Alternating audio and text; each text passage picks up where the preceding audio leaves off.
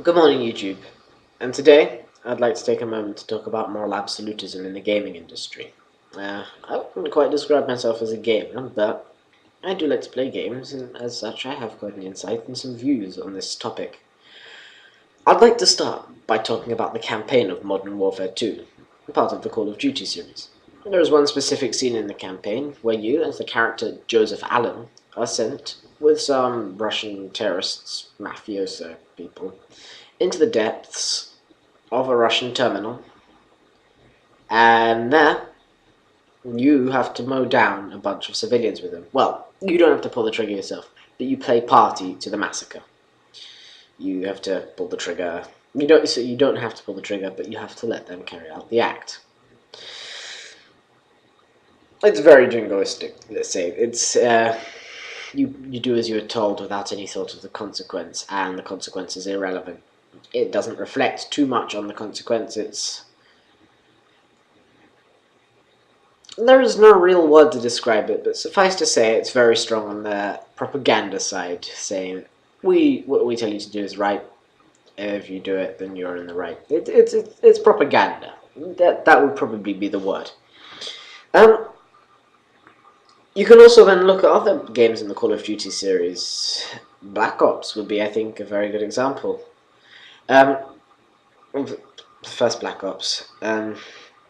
You're set in Vietnam, you have to kill Vietnamese. Ignores the fact completely that you're in someone else's country at the time, and ignores all the consequences of actions, like the people who mourn the lost, regardless of whether the war is right or wrong. That's not my place to decide. I wasn't around at the time. It ignores all those things and flies them out the window. It is propaganda. It's government-based. It's saying, you do this, no consequences, heroistic. One man runs in and saves the day. I mean, that's what games are about. They're aimed at the male mass market who want to be the hero of the day. Alpha male, I think, is a term that's used to describe them. And you've also, I mean, on the other hand, you do have games like Spec Ops, The Line, which attempt to cast a reflection on you about this, but you still don't have the choice. It's very anti-establishment and about questioning the thing, but you don't actually have any choice. You have to go along and kill all these people and this and that. It makes you feel bad about it, but you still have to do it.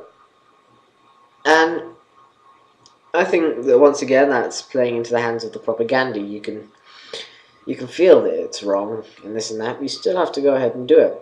In all these games, instead of there being a government giving the ultimate rules, you tend to have, usually, a rule-based system. There are a few games that don't have this. One, I think, that springs to mind is actually, not strictly speaking a game, instead a mod, called DayZ. Pardon me, I call it by this New Zealand name. You have the gun, you can do what you like, you don't have to shoot people, you don't have to do anything, you can sit there and starve. The whole focus is strictly on surviving. You can, if you want, go ahead and shoot someone. There's no moral absolute thing about it. There's no, it's right, it's wrong. There's no saying that you've killed this person, well done. Its focus is very much on, I'd say, reflecting on the consequences of your action. I would say it's very much unintentional on the part of the designers, the mod team that made it. But at the end of the day, you feel guilty when you pull that trigger and shoot a person who spent hours doing that. The great thing about it, though, is even if you do enjoy it, there's no governing force that's saying that this is the undeniable right thing to do. You're doing it because you chose to, and you know it's wrong. There's no justification for your actions, you're just doing it because you want to. It removes that whole warmongering thing about it, and while you may say it's psychopathic to want to do that, at least it's not a government psychopath, which is where the problem starts. Overall, these games do tend to cast pro-West, pro-war, pro-guns, that whole agenda of sham democracy that we so subscribe to. I'd like to wrap up this whole conversation and its views on right or wrong with a poem, and you can make your mind up Then, about whether this is right or wrong. If you could hear at every jolt, this is just an excerpt. If you could hear at every jolt the blood come gargling from the froth-corrupted lungs, obscene as cancer, bitter as the cud, or vile incurable sores on innocent tongues, my friend, you would not talk with such a zeal. Sorry, my friend, you would not tell with such high zest to children ardent for some desperate glory the old lie, dulce et decorum est, pro patria mori.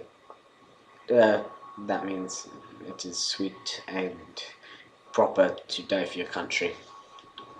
And I think that could quite easily summarize it. It's an excerpt from a poem by Wilfred Owen. The link will be in the description. And I think that says it all. Thank you for watching. More of these philosophical to's and fro's will be coming later. Have a good evening, and think deeply on what I've told you, even if it doesn't change anything.